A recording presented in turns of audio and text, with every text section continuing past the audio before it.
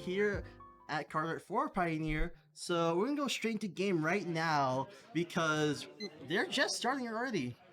Yep, so we have Bismans over on the left-hand side is going to wind up playing a slow Grixis mid-range deck, where on the right-hand side it's actually going to be Connor as soon as our overlay gets a little up-to-date. Looks like we had to just update that, but Connor is actually just going to be on Rakdos Vampires, the boogeyman of the format.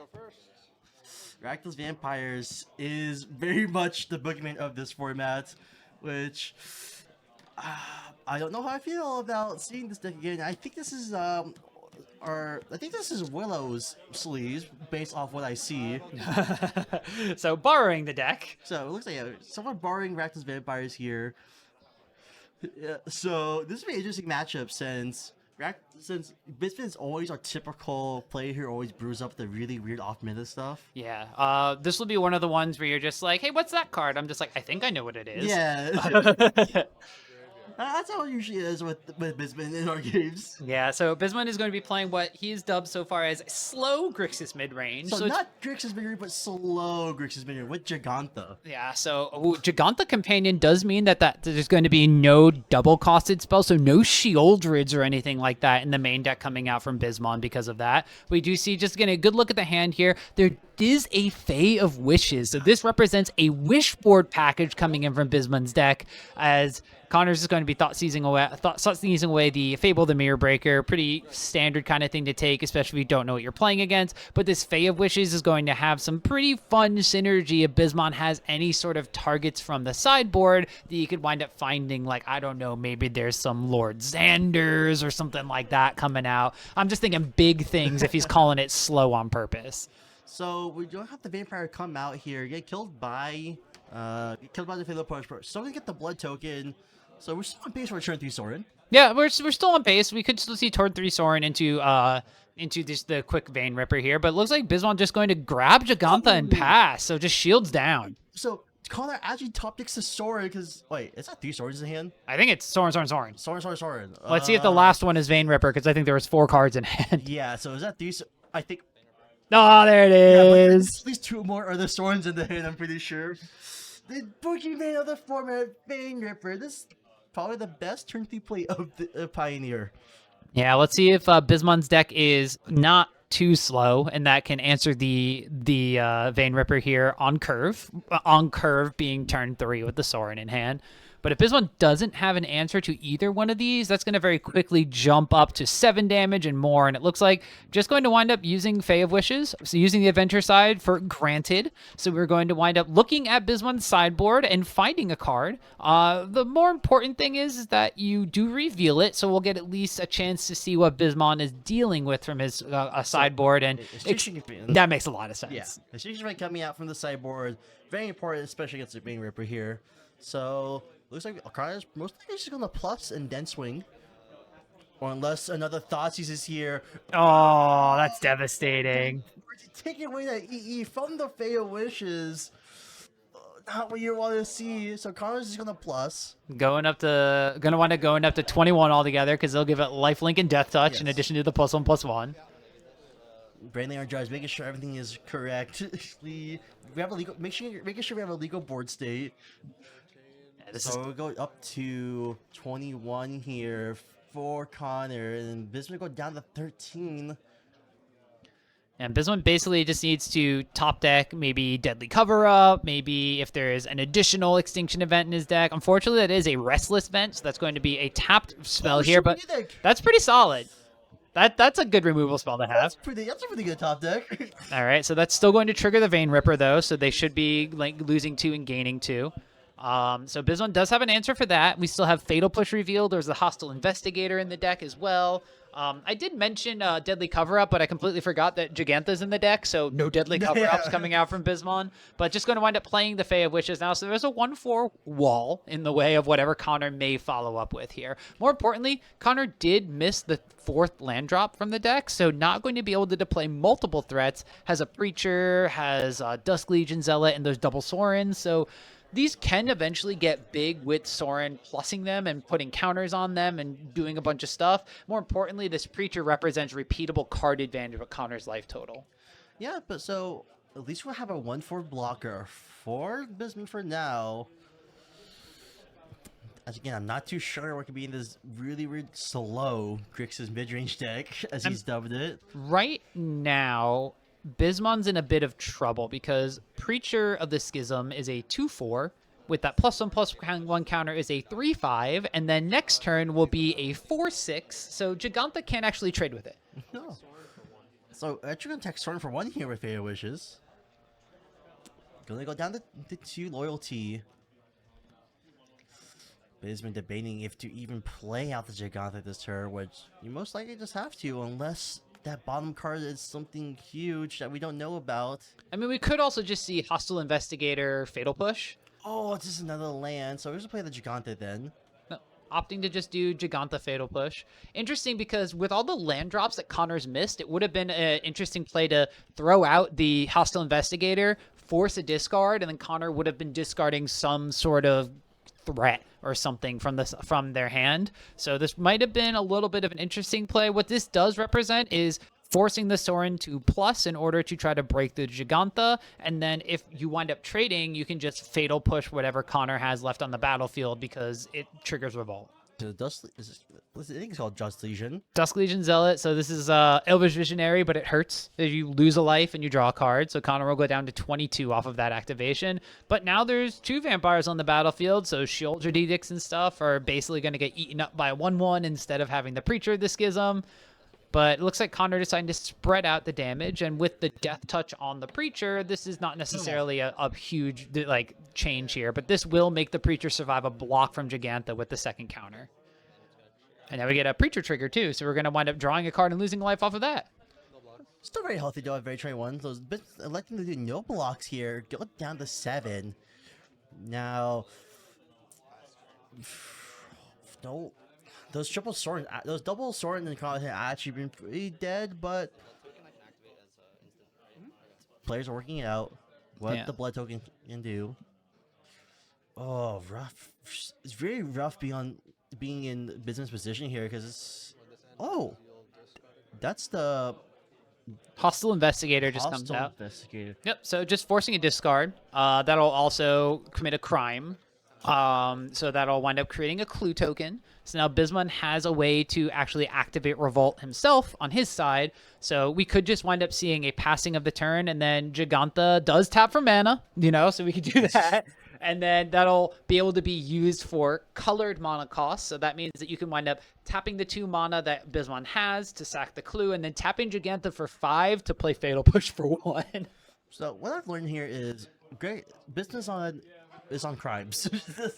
Kind of like the Hostile Investigator does represent very similar things that will cause crimes to happen. All the removal and stuff. I mean, it's like classic Rakdos, Grixis, mid-rangey stuff where you're going to be trying to do as many things to remove things from your opponent's side and disrupt them as much as possible. So not like strictly trying to commit crimes and get payoffs, and we all know that Kervek can't be in here because it's a Giganta deck. So you can commit some crimes, you're just not necessarily a villain. So I don't know if that card is. That's a duress. That's just a foily duress from Khan's block. So looking at getting rid of that Fatal Push immediately and forcing Bisman's hand here. So we're gonna spawn my second crew, draw the card. Yep, and now we might see that Fatal Push play. Yep, 5 mana Fatal Push. I'm in for Fatal Push, not bad.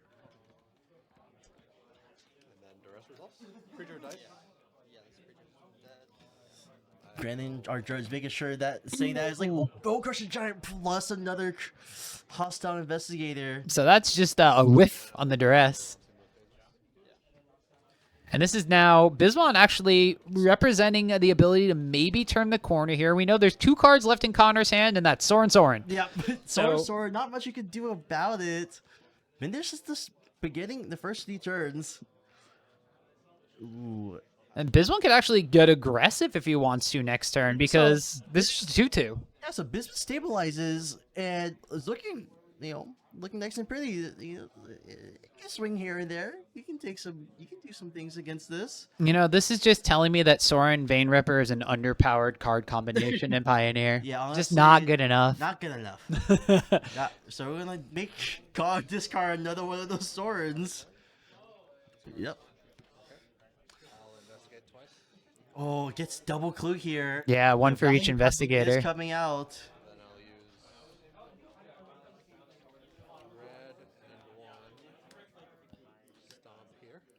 No, Bismans just clearing the battle, clearing a pathway. Bisman's gonna get aggressive So here. we can say for what, 4 or 5 damage here if you want to.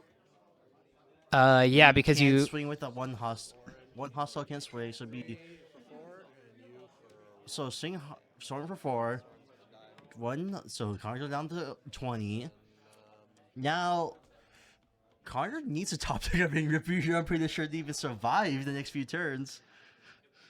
Now we're gonna draw into another one. Oh, I keep forgetting the name of that card, but it's the one that makes the blood. Bloodtide Harvester. Bloodtide Harvester. So it's Bloodtide Harvester Sorin, so that does represent being able to play out Sorin, block with the Bloodtide Harvester, but that doesn't really do anything because there's enough threats on Bisman's side to just kill the Sorin outright. We're probably just going to see Bloodtide Harvester pass, maybe a chump block coming through, and then if we see a land drawn from Connor or something that isn't a Vein Ripper, using that blood token to discard it, try to Sorin Vein Ripper, and maybe stabilize off of that. Yeah, so we're actually electing not to cast a sword in here, just if we do top deck a Vein Ripper eventually. I mean, if we cast Sorin here, it dies. Yeah, it does die here, but also too, there's also another chance where.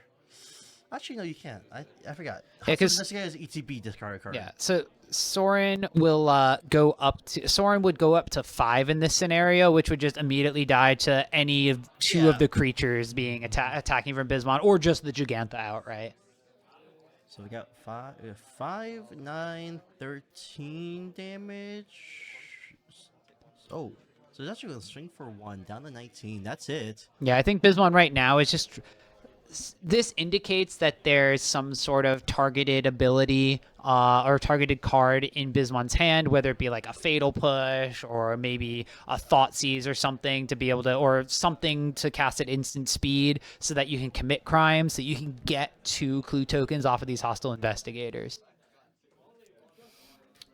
Not sure what kind of top deck, but actually no instant speed discard available, so you're not going to wind up having any of the clue tokens coming in, but you could potentially have something like removal for whatever Connor's going to be playing. So we're gonna discard 2, return Fate Wishes to our hand here, and we're gonna investigate. So this is smart synergy here from Bisman's deck. So now we're gonna draw on the end step here 2 times. So this is the discard spell he had. It was face up on the table the whole time, which is the ability of Fae of Wishes to discard 2 of your own cards to bring it back. So Fae of Wishes now back online to go on an adventure here. So we're gonna have a land drop into like a black and a Croxa. Croxa's pretty good. Wow, so Croxa's gonna come out. Bisman, as always, playing these really fun decks to watch. It makes you always think all the time. Yeah, this is so this blood token is actually going to trigger the hostile investigators. And then Connor's going to have to draw something to just pitch to Croxa, which is actually just another land. So Croxa's going to hit him for 3 in addition to that.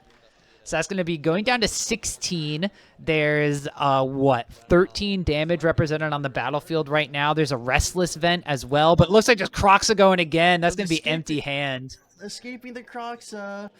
Has a discard. Go down to 13. No, this is a Sorin in hand, so that's actually not going to trigger the damage ability from Croxa, but it just leaves Connor in top deck mode, and a top deck Vein Ripper cannot be cast for 5 mana. Wow, so I think you just white swing here with everything. Oh, actually add mana to play Bone Crusher Giant. Oh, Connor just says, let's go next game. Yeah, Connor just doesn't even want to bother looking at the top card of their library. They're just realizing that they were pretty much dead, even if they were able to find a blocker like a Preacher or something. So Bisman, I guess in this case, slow and steady wins the race. And Storm Vein Ripper just sucks. Yeah, Sorin Vein Ripper was not good enough. It's underpowered. You heard it here first. Yeah, that's pretty... Just play Molly at that point. So it'll be interesting to see what Connor actually winds up sideboarding in this matchup, because You're not entirely sure what Bisman's deck is. You know that Bisman could potentially be bringing in double color or double mana pip spells from the sideboard, so that Giganta isn't a necessity to be there every single game. But we're probably going to be treating this like a mid-range mirror. You're probably going to be seeing more copies of Duress coming in just to get rid of the spells that can deal with Sorin Vein Ripper. You're probably going to be seeing things like Reckoner Bankbuster coming in, and I wouldn't be surprised if maybe we take out some of like the lesser interactive spells. I mean, the Fatal Pushes didn't seem like they're going to be doing all too much that game against Bisman's stuff. Of course, there are blood tokens and treasure tokens from the Rakdos side, so you can deal with the hostile investigators if you keep the pushes in. But do you want to turn those pushes into Liliana the Veil and try to just take that mid-range game? We'll see if Connor wants to change up the style of the deck that way. Just additional discard spells, trying to take the initiative, sort of, not the actual initiative because it's not Legacy or Commander, but take the initiative while he's on the play with the Rakdos deck.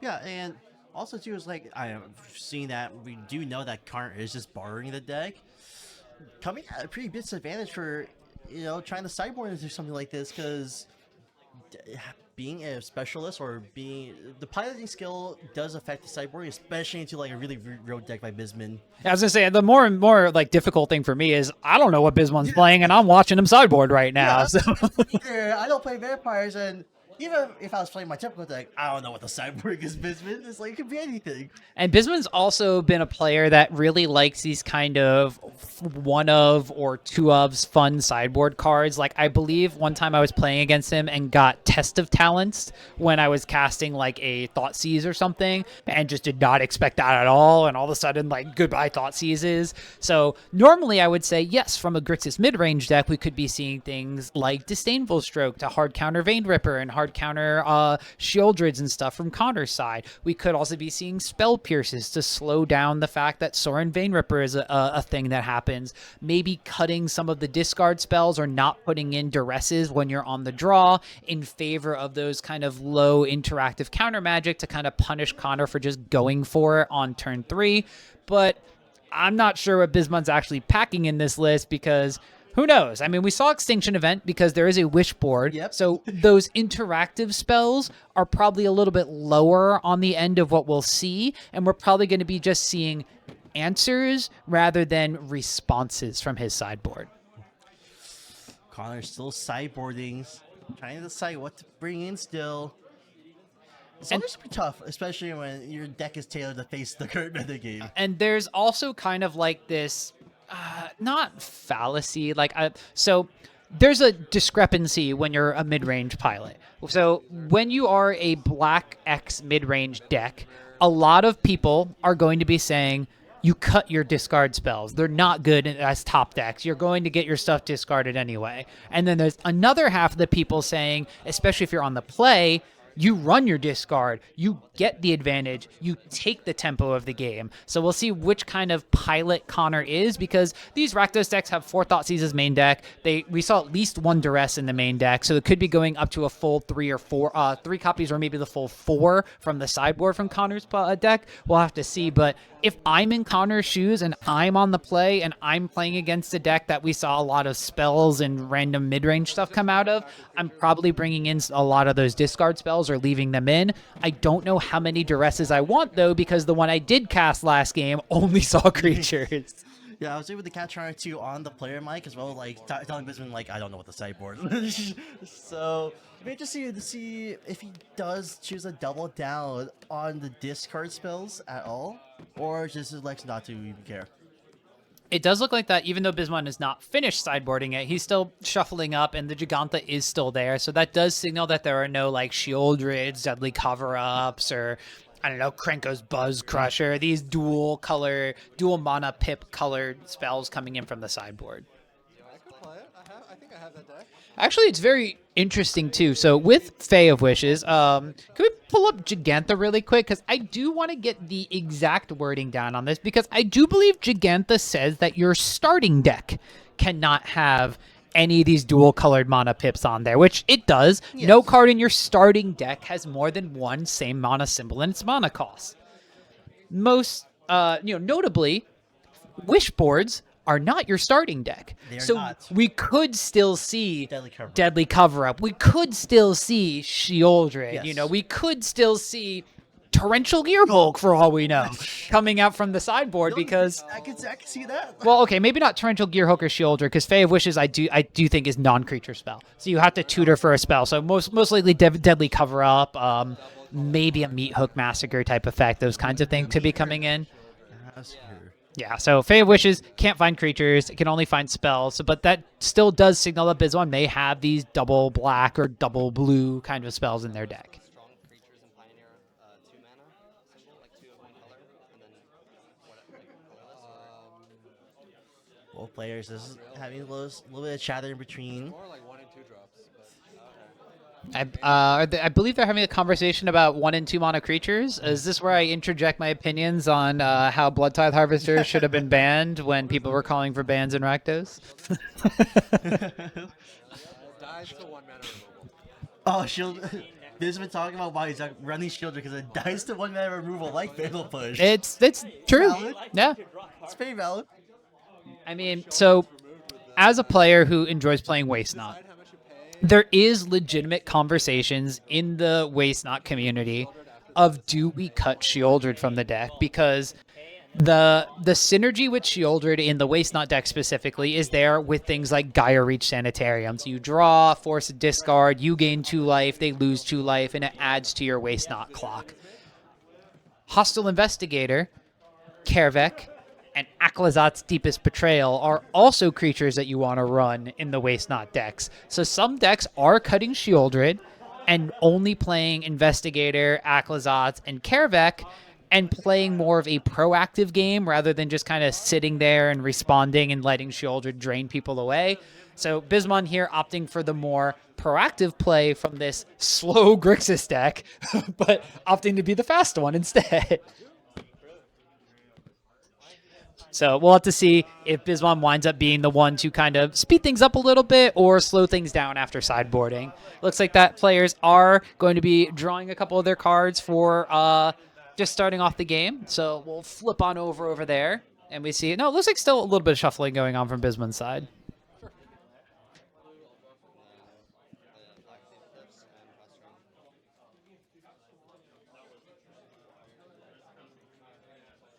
And it does look like that little bit of a technical difficulty with our camera, so we'll be trying to figure that one out in just a second, as the players have just gotten their mulligans resolved and it looks like are just underway.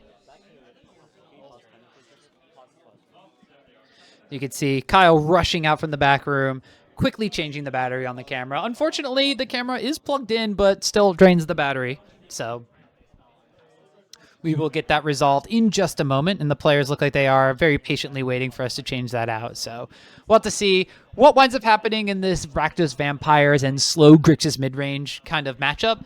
If Bismans is continuing to be slower, or if he's bringing in some more interactive things to kind of just stall out against the Vampires deck, and is Connor going to be bringing in more of those discard spells and kind of trying to get the advantage to resolve the Sorin Vein Ripper combination on turn 3. We did see Connor doing that in game number 1, but it wasn't good enough in the face of Shieldred's Edict, which just kind of wound up shutting down that line of play right away.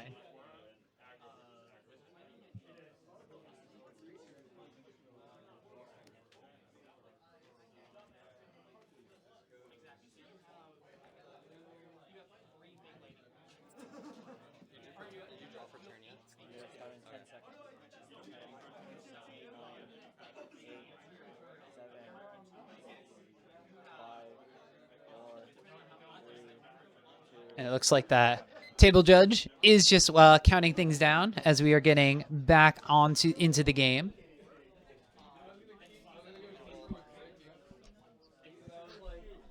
And we will have to see what sideboard situations look like coming out from both of these players. This does look like the camera still needs a little bit of extra juice, so we will be getting that back in just a second.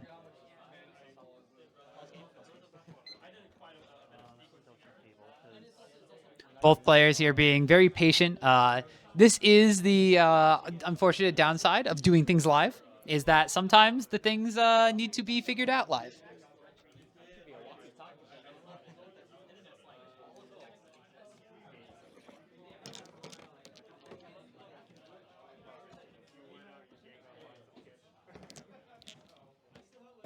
And it looks like everything looks pretty hunky-dory, and we do wind up seeing that we only missed a couple of things with a Leyline of the Void being brought in from Connor's side. So this is something that I didn't think that the Vampires deck had in the sideboard at all. Normally you wind up seeing unlicensed Surfs and those kinds of things, but Leyline of the Void coming out to stop things like Croxa from coming back is pretty solid. And then just in general being a turn 0 play that Connor can kind of throw out there. We see Dusk Legion Zealot as well, so just an extra card drawn here, but Bismans is not going to let that stick around in case it's a Sorin to grow it or throw it at his face.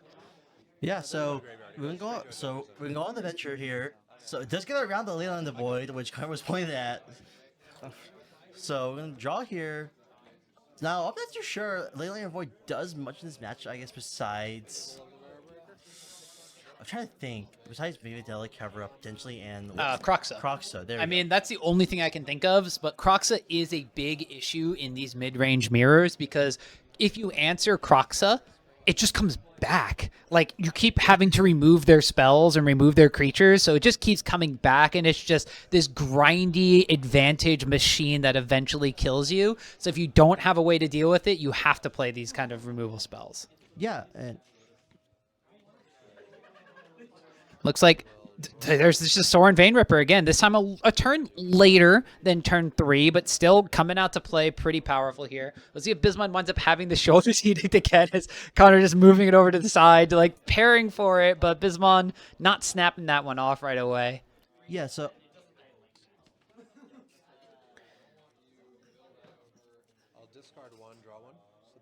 So is going to wind up discarding the FAE of Wishes. That will get exiled because of Leyline of the Void.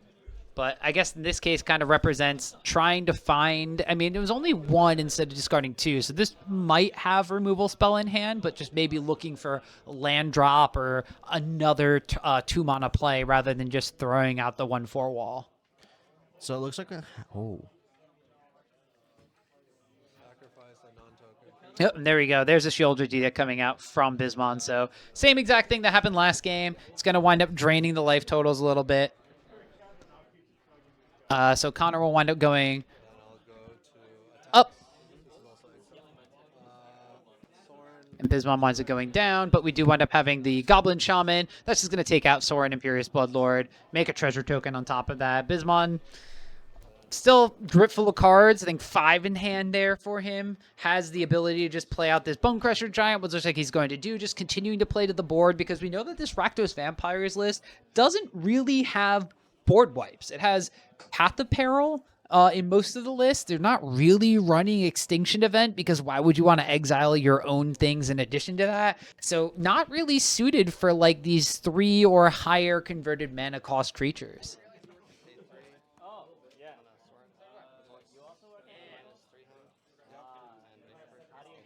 So I think we're back online mic-wise. Let's double checking here. Looks like you're back.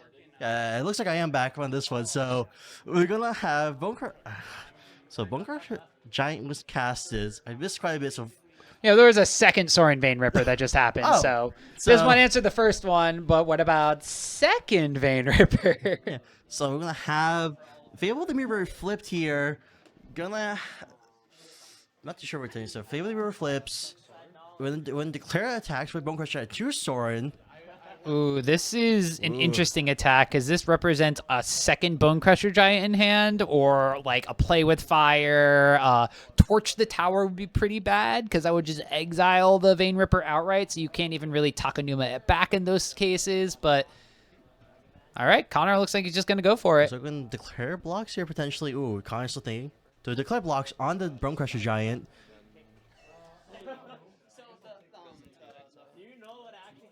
So Bone Crusher will get exiled. So that won't trigger the Vein Ripper, which is why you normally don't see Leyline of the Void in these lists. Yeah. Because it's a non-bow with your Vein Ripper. So we have our judge next to the table here. Gonna give a ruling. Judge should have get to calling the judge that's right next door. And this should just be the fact that This is not going to trigger the Vein Ripper. Vein Ripper is when something dies, and then this will be a replacement effect from it ever going to the graveyard. Very similar to like when Kalidas exiles things instead of having them die. I'm sorry, not Kalidas. When Kalidas has things die, they turn into zombies, but then you can exile things instead. Yeah, so releasing giving out, never hits the graveyard, so no life is gonna get gained, no draining is gonna happen. Connor is smiling it off, but he'd be pretty bad here because now we're gonna potentially see a cast Croxa.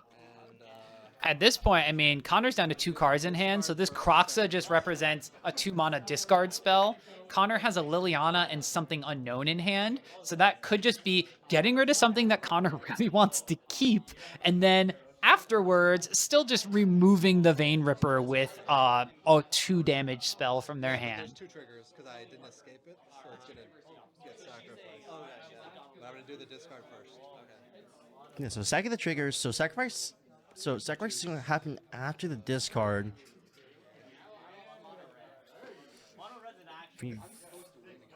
Connor having a rough decision trying to decide which one to get rid of. Yeah, looks like this- Liliana, and I'm not sure the other card. Oh, That's the Dusk Legion Zealot. So representing either board control or draw a card, and opting for the board control instead. I'm gonna stomp Vein Ripper. oh, Pay the ward by sacrificing this. wow! So we want to So what a heads up play from Bisman. Gonna use the sacrifice trigger on the stack.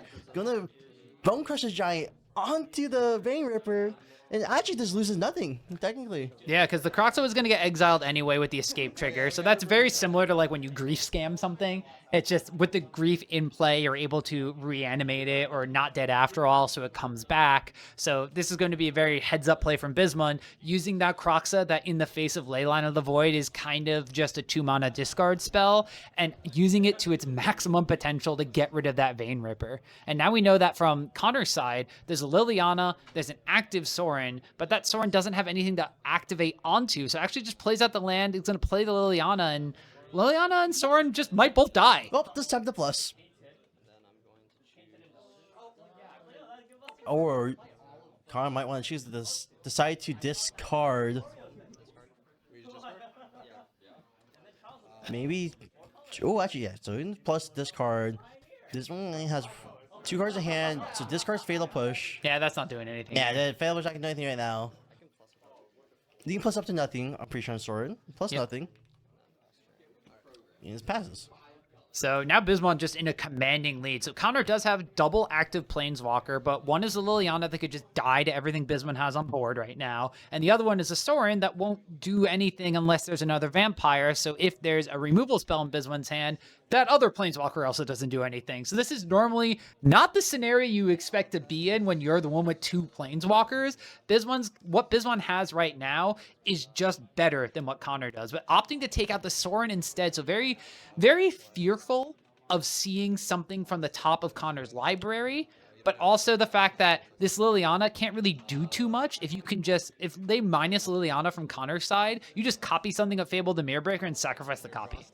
So we're gonna see Hostile Invader come out, discard nothing, but still we're gonna make a copy. Oh, in the draw step, this is another really solid play. So unless this is an instant, it's going to immediately get discarded from Connor. This Connor is sick. can't even respond to it unless it's instant. This is gross. Yep, it's a Vein Ripper. Still can't hardcast it, but can't do anything. I mean, you just plus, and that's all you can do for Connor's side. I mean, at this point, maybe you just minus the Liliana. You're going to wind up getting rid of the Hostile Investigator copy. Like, this one just has a land in hand, so... So we're electing the plus here instead of minusing the... Wait. Yeah, because that's that was... Investigator. Because otherwise, you're just Yeah. going to get rid of a copy, so you're not even really doing anything with the minus. You have to plus to maybe get some sort of advantage from Connor's side, but things are looking real rough now because there are 2 clues from Bismon's side. There's a bunch of damage that can come across, and Liliana dies. That was both swung on Lily. Yep. Yep, so... Oh, so we're gonna walk back a little bit. Oh, we have a Activate Mutavault. the Okay. Mutavault. Volcanic Spite, the mutable. Oh, Volcanic Spike comes out. That's pretty solid. So that gets rid of the Mutavault. So it winds up being basically just a Stone Rain against Connor here. And in addition to that, Volcanic Spite will potentially be able to put something back on the bottom of Bisman's library and draw him a card. Wow, Volcanic Spike comes out and it just takes it all. Bisman That's just it. wins it. Bisman just wins it. Grixis slow mid-range was not very slow after all that game. I think it's faster than Rakdos at this point. That was extremely solid. I mean, Bisman basically had a lockdown on Connor at that point. When Connor got to 0 cards in hand, Bisman consistently had activate Reflection of Kiki-Jiki, copy my Hostile Investigator, immediately discard the card that you draw during your draw step. So Bisman basically had the lockdown on Connor. He was never going to be able to cast anything that wasn't an instant. And at that point in time, the instants that Connor could cast were like Fatal Push and maybe Sheoldred's Edict, and then Bisman could just sacrifice the copy, and then there was ever no damage ever being dealt to Bisman's board. And Connor kind of dug himself a little bit of a shallow grave there by putting in the Leyline of the Void, shutting off the Vein Ripper triggers. There was no threat to Bisman's life total, so he was able to do all those kinds of shenanigans where he was able to play the Croxa, sacrifice the Croxa with the ward on the stack, or with the escape or non-escape clause on the stack, and just all these things that were not dealing damage to him when he should have been down 8 life, I think, in that game. Yeah, well, yeah, from the Vein Ripper triggers alone. Exactly, from Vein Ripper, from the block with the Bone Crusher Giant, from Croxa dying, from all these different kinds of things. Like 6 to 8 damage was missed from those Vein Ripper triggers because of the Leyline of the Void, which is why you normally wind up seeing Unlicensors coming out from the Vampires deck. Yeah, very interesting that Leyline of the Void is actually in the sideboard for Vampires, which I guess this is for the Rakdos mid-range decks. It's for like, is it Phoenix specifically? Oh, which yeah. is not like a terrible matchup for Vampires. I mean, if you're expecting to see Phoenix, if you're expecting to see some Amalia, if you're expecting in our store, you wind up seeing some Dredge, you wind up seeing some shenanigans at the graveyard, a lot of Grease Fang decks in our store specifically. Surprisingly, a lot of Grease Fang. Yeah, it's kind of just basically a very good play to have. You play it on turn 0 like that, and then they're like, okay, well, I am a black deck, I can't answer an enchantment, or I am a Phoenix deck, I only have Petty Theft to really answer that enchantment. Yeah, so, man, Bisman, it's always a joy to watch him every Oh, time yeah. he's on feature match. We don't know what he's playing. Every time he just like makes up questions like, is he playing this? I mean, what is that card? He always brings out the most fun cards. The one card I'm wondering if Bisman actually had in his deck would be Corpse Appraiser. That was a standard all-star in the standard Vampires deck for a very long time. And that basically, you exile a creature and you get to anticipate, you like look at the top 3, put 1 into your hand. I don't forget the rest go in your library or graveyard, but it's just like a very solid mid-range card that plays to that like slower style of gameplay that Bisman kind of named his deck after. But we wound up seeing it just kind of like nothing but value. It was like the greatest hits of Rakdos mid-range, and then the FAE of Wishes wish package. That was basically what the blue splash was for, I think. Yeah, and also like FAE wishes game 1 just be able to like wish for the extraction event. Unfortunately, got Thoughtseize, but this being having that flexibility game 1 just I think it actually makes the deck like go like slightly like over the edge. Yeah, because in a lot of matchups. In that sort of sense, it's like, okay, game 1, I have access to answers to everything that I would possibly want because I have access to my entire sideboard with the FAE of Wishes. So well, besides any creatures that you have in there. So you have access to all of your non-creature spells from your sideboard with FAE of Wishes. So you have the ability to grab Extinction Event. You have the ability to grab Sheoldred's Edicts if you have extra ones in there. Maybe you wind up just snagging a Duress because you saw them take a Sorin and put it into their hand or something like that. Like, you have all these answers that you can potentially want to get in addition to just being like solid Rakdos good stuff. Well, speaking of Rakdos good stuff, let's talk about Modern. Oh boy. This Saturday, no Modern this Saturday, but usually we have weekly Modern every Saturday at Card Arts. starting at 1 p.m. Pacific time, only $5 to enter. Earn a pack per winner across 3 rounds of Best of 3 Magic, timed at 50 minutes per round. The last Saturday of every month sees the event expand to an $8 entry for 4 rounds of play. With an increased price pool distributed amongst the top 4 competitors, and as a bonus, it's streamed live by us. Yep, that's true. So make sure to shuffle down. Oh, sorry. Oh my God, I'm slurring my words. So shuffle down every Saturday afternoon to sling some spells and gather magically. That's okay. That's my fault because I wrote that, and there's a lot of estimates. Yeah, I was like, oh, I can't. But maybe I don't know. Maybe Rakdos good stuff is still good in modern. I mean, after yeah, MH3. it's called grief scam. Well, actually, not grief scam. It's called Mono Black and Necro Dominance. In that one, you still grief scam Phyrexian Tower, Necro Dominance, Shieldred, gain a crap Play ton. one ring. Yeah. But you know what? We don't care about that. What do we do on Saturdays? No, we don't care about that. Yeah, we don't. It's not Rakdos anymore. Let's not think about it. All right. We won't think about it too hard. So that's be us for tonight. This Saturday again, no modern, so no coverage gonna happen. So we'll probably see you next Tuesday. Yep, next Tuesday will probably be the next time. Of course, this Saturday, like we said, we normally have modern, but this weekend is going to be taken up by a CDH tournament instead. So they need all of the space in the store Yeah, all available. the space. So, you know, because they play a lot, and there's a lot of CDH players that will come out. So if that is something that you're participating in, best of luck to you on Saturday. Obviously, it's going to replace our modern event this time around. It's a little bogus because modern also got replaced by Modern Horizons 3 release last weekend, but that just means that by the end of the month coming around, we'll have a bigger, better version of 4 rounds of modern, in addition to bigger and better 4 rounds of Pioneer at the end of the month that we usually do as well. Yeah, if you are interested in playing CDH, make sure to come down this Saturday because the person who won the AK at SCG Con is actually a local here. Yeah, so there you go. So very high level of CDH here. I think high level Pokemon. Yeah, high level Pokemon. There's a lot of high level stuff here. We have a couple of Pro Tour players on the Magic scene as well. So that'll be us. That'll be it from us, and we'll see you next week. Bye bye. Bye bye. Wrong.